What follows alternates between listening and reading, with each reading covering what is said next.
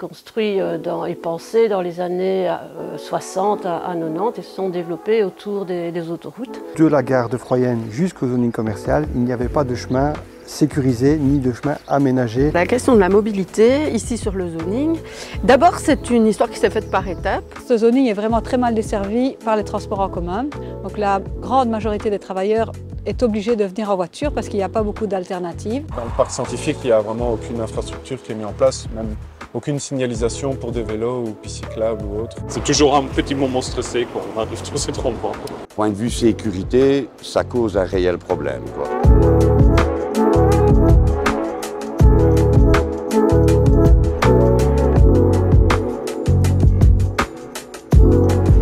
Vous travaillez ou vous suivez une formation dans un zoning, alors vous vous êtes sans doute rendu compte que quasiment votre seul moyen pour vous y rendre, c'est la voiture. Et oui, les zonings ont été construits essentiellement à l'extérieur des centres urbains et près des autoroutes, à une époque où, il faut bien le dire, la voiture était le mode de déplacement principal. Rien n'a été prévu pour les déplacements en transport en commun et on n'a pas pensé à des aménagements pour les déplacements à vélo. Bonjour à toutes et à tous et bienvenue au Musée des Transports en commun de Wallonie pour ce nouvel Opinion CSC où nous allons vous parler de la mobilité dans les zonings. Mais d'abord, campons le décor. Les zonings ont été construits et pensés dans les années 60 à 90 et se sont développés autour des autoroutes. Et donc l'accessibilité en dehors de la voiture est très difficile. Et donc ça suppose que si vous n'avez pas de voiture, pas de véhicule, c'est difficile de pouvoir vous y rendre. Et donc les transports en commun desservent très peu les zonings. Et accéder à un zoning en mode doux, c'est dangereux parce qu'en Wallonie, nous n'avons pas trop peu de voiries pour les cyclistes. Les TEC devraient pouvoir desservir les zonings. Or, ce n'est pas dans leur mission commerciale. L'accessibilité des zonings est difficile si vous n'êtes pas motorisé. Et donc, ça veut dire que pas mal de travailleurs et même de stagiaires, de demandeurs d'emploi, parce que souvent, ils se trouvent en centre de formation, dans un zoning. Si ces personnes n'ont pas un véhicule, elles ne savent pas accéder facilement au lieu où elles doivent se rendre. Donc ça crée des inégalités sociales d'insertion vers l'emploi. L'accès à l'emploi comme la qualité de l'emploi sont en effet indissociables des contraintes de déplacement.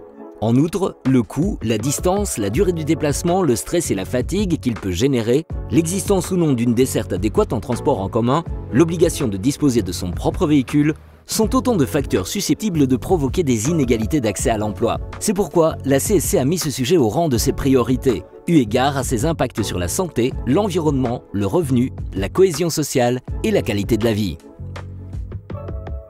En 2004, nous avions pu, au sein du Conseil économique et social de la Wallonie, mettre en place une charte de partenariat entre les différents partenaires sociaux et le ministère à l'époque s'appelait des Transports et de l'Équipement, qui a mis en place des exemples de plans de mobilité sur les zones d'activité. Donc les outils existent, mais la volonté politique ne suit pas. Il existe quelques initiatives coordonnées par des clubs d'entreprise et les organisations syndicales aussi, autour de ce qu'on appelle des plans de mobilité des zones d'activité économique. Et donc là, c'est un partenariat avec les entreprises, parfois les organisations syndicales, et les TEC et l'intercommunal de développement. Et donc, il y a une possibilité de desservir en partie le zoning par des navettes. Mais ça reste une minorité au niveau des zonings en Wallonie. À l'heure actuelle, les entreprises doivent faire très attention à leur émission carbone. Et donc, verdir un zoning, l'accompagner de voiries pour cyclistes, faire un lien avec les transports en commun, ça aide à diminuer l'empreinte carbone des entreprises également.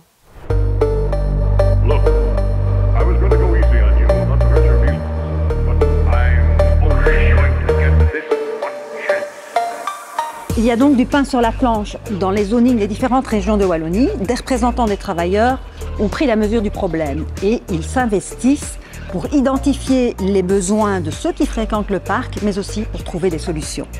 Au parc scientifique de Liège, sur les hauteurs de la cité ardente, les délégués de différentes entreprises se sont mis en action.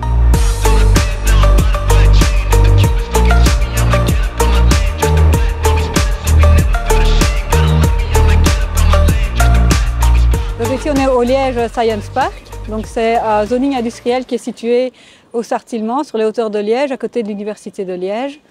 C'est un zoning qui est en pleine expansion, il y a de plus en plus d'entreprises, donc de plus en plus de travailleurs. Il y a un centre de formation, Technifutur, et ce zoning est vraiment très mal desservi par les transports en commun. Donc la grande majorité des travailleurs est obligée de venir en voiture parce qu'il n'y a pas beaucoup d'alternatives. Il existe bien un bus, mais qui passe 6 fois par jour dans le zoning, qui ne dessert pas l'entièreté du zoning et dont les horaires ne correspondent pas à ceux des travailleurs. Certains viennent en vélo, mais les accès sont assez compliqués, assez dangereux. Le zoning ici n'a pas de piste cyclable, donc ce qui rend une mobilité alternative très compliquée. L'accès à vélo est en effet très dangereux. Ce sont d'ailleurs ceux qui utilisent ce mode de déplacement pour aller au travail qui en parlent le mieux. Témoignage. Je m'appelle Marcus Schmidt, je travaille chez EVS dans le parc scientifique ici à Liège. Et avant, je travaillais à l'université de Liège, donc je viens ici depuis des années en vélo. Je m'appelle Bertrand Dupé, je travaille à l'université de Liège depuis maintenant 3 ans. Et je viens tous les jours en vélo depuis maintenant 3 ans. Ben, si on arrive ici en haut, on arrive d'une rue assez calme où il n'y a pas beaucoup de trafic et on doit rejoindre, on n'a pas de choix que rejoindre cet rond-point où il y a un gros afflux de voitures qui vient de Liège, des gens pressés, des bus. On n'a pas de protection ni d'espace réservé pour le vélo, donc c'est toujours un petit moment stressé quand on arrive sur ces rond-points. Ouais, donc moi je suis donc entièrement d'accord, et il y en a un là d'ailleurs. Donc en fait le problème quand on vient ici, c'est que c'est la sortie de la route du Condro. Et donc on n'a pas d'autre choix que de s'insérer dans le trafic sans aucun aménagement qui sont spécifiques pour les vélos. Ouais. Donc il y a 2 possibilités, soit on prend la voie des poids lourds, soit on roule en fait sur le trottoir à sens inverse là, de circulation. Ouais. Et ça c'est interdit, hein. C'est très interdit en fait même. Non mais en fait on rit parce que je me suis pris un PV pour ça il n'y a pas très longtemps sur le pont de Franier, c'est pour ça qu'on rigole tous les deux. Donc en fait il faudrait des aménagements pour protéger les vélos, ralentir les voitures. Ouais. Et voilà, et essayer de donner un peu plus la priorité donc à la mobilité douce. Hein. Vélo, trottinette, ça serait bien. Mais beaucoup de gens empruntent quand même le trottoir parce qu'ils se sentent plus sûrs finalement même de... C'est pas permis, c'est pas la façon réglementaire de faire, mais ils le font parce qu'ils se sentent plus sûrs. Voilà, regardez, ouais, voilà, ça y est, ils font ça. Donc là, il y a 2 écoles. Donc là, on est à l'école 2. Donc c'est voilà. Donc en fait, ce qui serait bien, c'est d'avoir des aménagements comme dans le centre, hein, avec une piste rouge pour les vélos, avec des plots, ouais. Avec clairement une voie vélo qui fasse le tour du rond-point. Parce que vous savez, quand on est sur notre voie, on a la priorité. Pour que ce soit les voitures qui soient freinées, les vélos qui aient la priorité. Ouais. Donc avec une voie qui parte vers le parc scientifique et une voie qui parte vers l'université. Mmh. Parce que voilà, on est très encouragés, nous, à la fac, à venir en vélo. Hein, donc, ouais. Et c'est toujours pareil, ça serait dommage qu'il y ait quelqu'un qui meure ou qu'il y ait un grave accident avant que quelqu'un fasse quelque chose. Donc voilà, nous, c'est ce dont on a besoin. Mmh. Bah, mon employeur, je pense qu'ils font aussi ce qu'ils peuvent pour nous encourager, mais et ça reste la grosse majorité en voiture, parce que c'est pas très confortable finalement de venir en vélo. En amont et en aval du rond-point, les cyclistes doivent surmonter d'autres obstacles. Le danger est partout, comme en témoignent Nicolas et Joséphine. Ils travaillent tous les 2 chez Eurogentech et se rendent au travail tous les matins à vélo. La partie piétonne de la fin de la belle jardinière, qui n'est pas assez large, et enfin il y a une partie pavée et une partie goudronnée, et la partie goudronnée n'est pas assez large.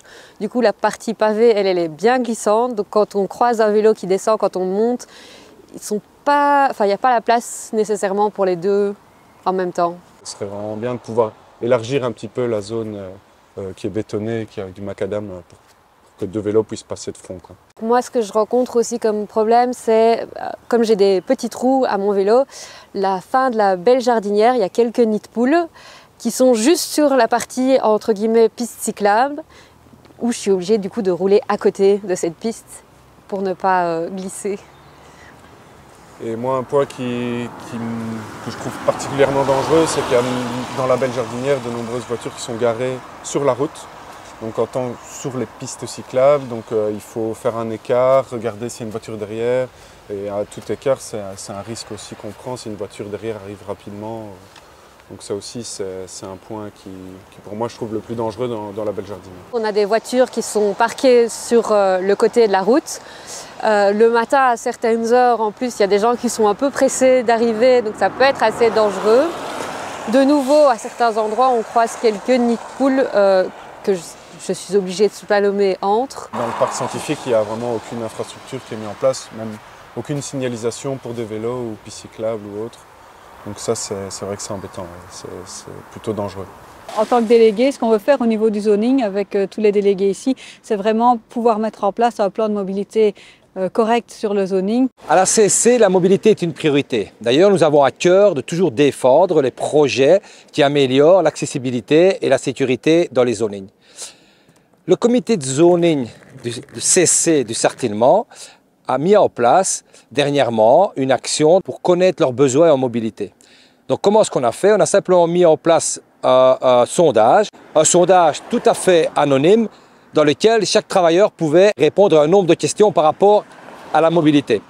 Nous avons eu plus de 150 réponses. Ce qui leur sort, c'est que les travailleurs sont demandeurs de la création de pistes cyclables sécurisées et aussi, très important, une offre de bus qui soit plus importante que celle qu'il y a pour le moment.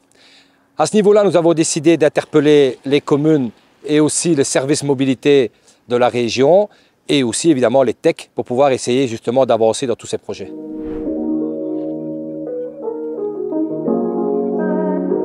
Toujours dans le but d'améliorer la mobilité et de promouvoir les transports durables dans le Liège Science Park, la CSCI a organisé lors de la semaine de la mobilité un atelier d'entretien vélo qui a connu un grand succès.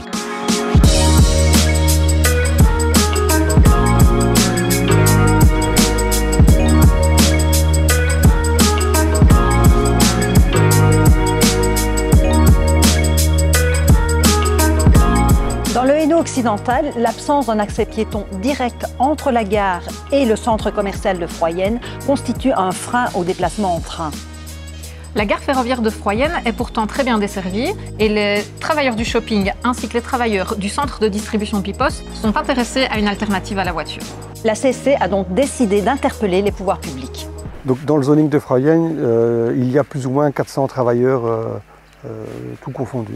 Lors de la semaine de la mobilité, la CC Transcom a été à la rencontre des travailleurs du zoning commercial et il en est ressorti que de la gare de Froyenne jusqu'au zoning commercial, il n'y avait pas de chemin sécurisé ni de chemin aménagé. À vol d'oiseau, entre les deux, il y a plus ou moins 500 mètres. S'il fallait effectuer le trajet sur des trottoirs existants, il y a plus ou moins 2,5 km de la gare vers le zoning commercial.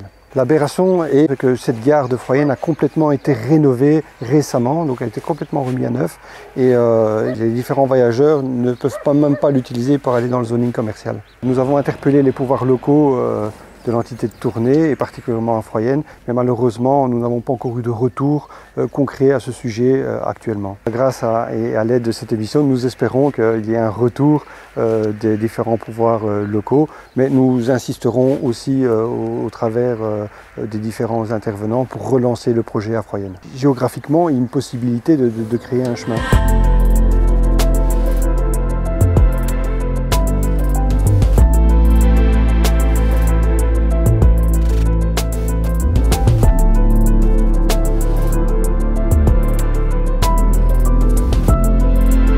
Dans le zoning de Fernelmont, le transfert d'un arrêt de bus à proximité d'un rond-point très fréquenté, notamment par de gros camions, fait courir un réel danger aux travailleurs qui s'y rassemblent. Grâce à la ténacité des délégués d'Entranam, une entreprise de travail adaptée, directement concernée par le déplacement de cet arrêt de bus, les choses ont pu changer.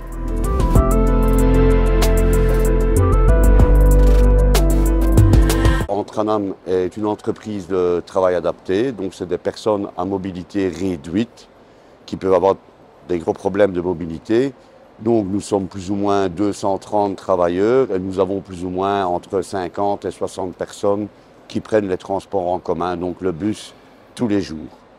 Et donc voilà, il y a plus ou moins 1 an d'ici, ils ont décidé de déplacer l'arrêt de bus qui se trouvait juste devant l'entreprise pour aller le pousser plus ou moins 800 mètres plus loin dans un rond-point au milieu de nulle part. Et donc voilà, c'est à partir de ce moment-là que ça a causé un problème. Il n'y a pas de trottoir, l'éclairage n'est vraiment pas terrible, les voitures roulent assez vite, il y a les camions en plus. Donc voilà, point de vue sécurité, ça cause un réel problème, quoi. Un ouvrier a déjà dû rattraper un autre par le col pour ne pas qu'il se fasse renverser. Et même le bus lui-même a failli partir avec un ouvrier à travers les portes, à moitié dans le bus, à moitié sur le chemin. Pour bien comprendre la situation, voici le trajet que les travailleurs d'Antranam devaient faire avant pour rejoindre leur arrêt de bus. Temps total, environ 2 minutes. Et voici le chemin qu'ils doivent emprunter aujourd'hui pour rejoindre l'arrêt qui a été déplacé. Un trajet 3 fois plus long, mais surtout un trajet bien plus compliqué, surtout pour des personnes avec une mobilité réduite. Bref, pas du tout idéal. Vous vous rendez compte de la difficulté qu'ils ont pour se rendre à l'arrêt. Vous pouvez le voir, il est situé dans un rond-point. Il n'y a pas d'éclairage, pas d'abri. Donc, nous, en étant délégués syndicales, nous avons décidé d'agir et de mettre nos ouvriers en sécurité. La CSC a fait comme boulot, c'est de rencontrer les joints de l'entité et la commune et le TEC et le ministre de la Mobilité. Mais nous avons demandé pour faire un travail pour la sécurité des ouvriers. Parce qu'en voyant le trajet, en voyant le danger qu'il pouvait y avoir, on ne pouvait pas laisser ça comme ça. Qu'est-ce qui s'est passé? C'est que, vu que la CSC était mobilisée pour mener des actions, on était prêts à y aller. Ils sont revenus vers nous en nous promettant d'aménager le plus rapidement possible et de faire en sorte que le trajet pour aller au boulot et le trajet pour aller du boulot au bus soit aménagé et adapté pour les ouvriers d'Antranam. Les nouveaux aménagements sont prévus pour le printemps prochain.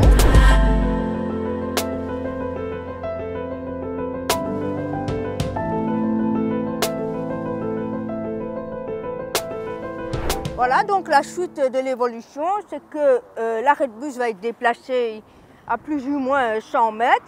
Il y aura une prolongation en largeur, parce qu'il y a quand même 60 ouvriers qui prennent le bus par jour. Donc là, ils sont aux abords de route. Le bus s'arrête là à l'entrée, ce qui est compliqué. Les voitures continuent à passer, vu l'arrêt de bus où il est placé. Et donc, ils ont décidé, pour faciliter la tâche, d'aller plus loin et prolonger le parterre. Ce qui va se passer, il va y avoir une bordure ici. Et comme ça, le bus pourra venir ici. Bien sûr, nous allons avoir un œil, voir s'ils respectent bien leurs promesses. Et on continue à en informer les ouvriers pour être sûr que tout se passe bien. Après ça, nous allons vérifier, nous allons voir, parce que si jamais ils ne respectent pas leurs paroles, nous sommes toujours prêts à faire des actions.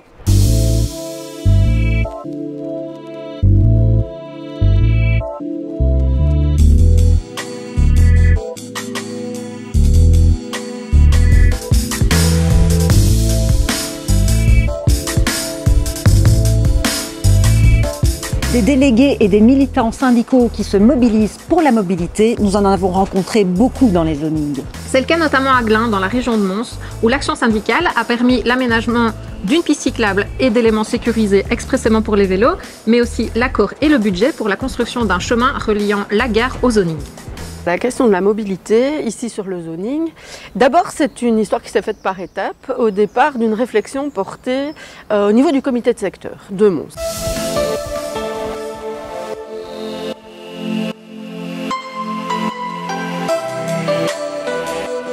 Alors, un comité de secteur, c'est une réunion, si on veut, mensuelle au moins, de militants syndicaux dont la spécificité est d'habiter sur une zone géographique particulière et de faire vivre l'action politique au niveau communal, ou en tout cas là où il se trouve, en tout cas là où les gens vivent. Le principe, c'est que la CEC se dit c'est très bien de renforcer les droits des travailleurs dans leur entreprise.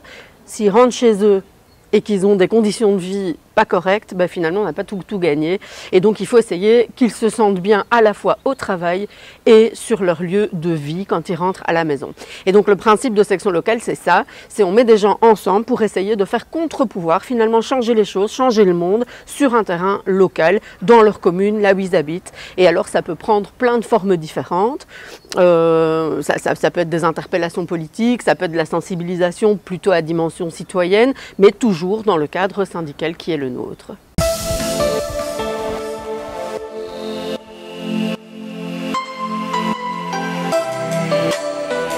On s'est rendu compte que le zoning de Glun comptait plus ou moins 8000 travailleurs et que seulement 1% d'entre eux prenaient le vélo pour venir travailler, utiliser des modes de déplacement finalement alternatifs.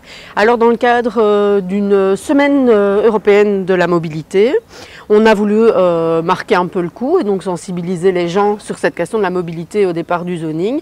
On est allé rencontrer d'abord les Schwinn, en charge des questions de mobilité au niveau de la ville de Mons. Puis on est allé rencontrer le cabinet du ministre de la mobilité des infrastructures, histoire de présenter un petit peu ce qu'on voulait faire. Et ce qu'on voulait faire, c'était principalement un aménagement de la route de Wallonie pour que ce soit un aménagement plus sécurisé ou plus sécurisant pour les gens qui utilisaient des transports en commun plus doux et alternatifs le long de la route de Wallonie. Après ces rencontres-là, on a proposé un plan de mobilité et une étude de faisabilité également de ce projet. Les discussions commençaient à prendre forme, mais l'année d'après, dans le cadre de la semaine de la mobilité, on fait une enquête auprès des travailleurs pour voir un petit peu quel levier on pouvait activer pour mesurer en fait les possibilités qu'ils auraient de s'investir dans ce changement et dans le choix d'alternatives. Et on a continué nos rencontres avec les responsables politiques. Et est venu se greffer à cette réflexion le plan de développement de la SNCB, qui prévoyait une augmentation de l'offre de services au niveau du nombre d'arrêts, enfin en tout cas de passages à la gare de Glun. Et on s'est dit, tiens, on va ajouter à notre revendication d'augmenter l'utilisation des transports doux sur le zoning, la sécurisation des abords et d'une piste cyclable, un lien avec le rail, avec la possibilité de faire un lien entre la gare et le zoning par un chemin adapté, par la possibilité de mettre des parkings pour les vélos au niveau de la gare, etc. etc. Et puis finalement, les choses du coup se sont précisées. On a rencontré à nouveau le ministre et compagnie. Tout ça s'est fait en collaboration avec l'animation locale de Mons et la CC Transcom. Aussi avec le concours de RISE, qui est un partenaire fort intéressant dans ce cadre. Et finalement, on a obtenu le 3e prix du défi mobilité. Donc ça, c'était vraiment très chouette et une belle reconnaissance pour les travailleurs et pour le travail qui a été fait. Et aussi une enveloppe qui a été débloquée au niveau de la région wallonne de 350 000 € pour faire les aménagements aux abords du zoning pour plus de sécurité. La grosse majorité des travaux ont déjà été faits, ont été effectués. C'est donc une belle victoire syndicale. Mais ce n'est qu'une première étape, car le comité de secteur de Mons, ainsi que la CC Transcom, partie prenante du projet, veulent aller plus loin. Après avoir permis aux cyclistes de rejoindre le zoning de Glun de façon plus sûre, ils envisagent une seconde phase au projet. La deuxième phase du projet consiste à se dire, étant donné qu'il y a une gare de Glun et un zoning industriel, pourquoi ne pas aménager un chemin directement entre les deux sites ? Et maintenant, des contacts sont toujours en cours mais là c'est à nouveau avec la commune cette fois, pour le fameux chemin sécurisé entre la gare et le zoning. Donc ce sont des allers-retours avec des responsables politiques, avec les travailleurs et les entreprises aussi sur le terrain, puisque voilà, il faut qu'il y ait tout le monde qui soit autour de la table et ça puisse avancer avec le concours de chacun. Et on est fiers du résultat qui a pu être obtenu. C'est sûr que si on favorise le transport par le train, dont le ministre de la Mobilité, M. Gilles Quinet, préconisait que chaque déplacement soit effectué en train, que la colonne vertébrale de la mobilité passe par le rail, il est clair que si on aménage les différents lieux d'accès des différentes gares, ça permettrait aussi bien d'une part les travailleurs de venir en train, mais aussi peut-être les touristes, pourquoi pas.